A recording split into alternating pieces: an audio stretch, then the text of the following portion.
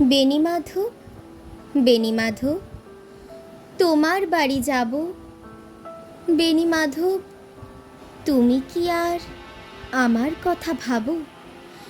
বেণীমাধব, মোহনবাসী তমাল তরুমূলে বাজিয়েছিলে, আমি তখন মালতী স্কুলে ডেস্কে বসে অঙ্ক করি, ছোট্ট ক্লাস ঘর, বাইরে দিদিমণির পাশে দিদিমণির বর।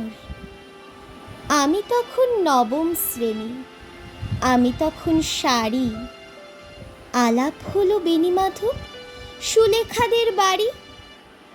বেণীমাধব, বেণীমাধব, লেখা পড়ায় ভালো, শহর থেকে বেড়াতে এলে আমার রং কালো। তোমায় দেখে এক দৌড়ে পালিয়ে গেছি ঘরে। বেণীমাধব, আমার বাবা দোকানে কাজ করে। কুঞ্জে অলি গুঞ্জে তবু ফুটেছে মঞ্জুরি, সন্ধেবেলা পড়তে বসে অঙ্কে ভুল করি। আমি তখন নবম শ্রেণী, আমি তখন 16। ব্রিজের ধারে বেণীমাধব লুকিয়ে দেখা হলো। বেণীমাধব, বেণীমাধব, এত দিনের পরে সত্যি বলো, সেসব কথা এখনো মনে পড়ে?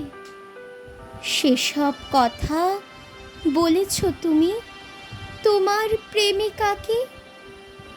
আমি কেবল একটি দিন তোমার পাশে তাকে দেখেছিলাম আলোর নিচে, অপূর্ব সে আলো। স্বীকার করি দুজনকেই মানিয়েছিল ভালো। জুড়িয়ে গেল চোখ আমার, পুড়িয়ে গেল চোখ।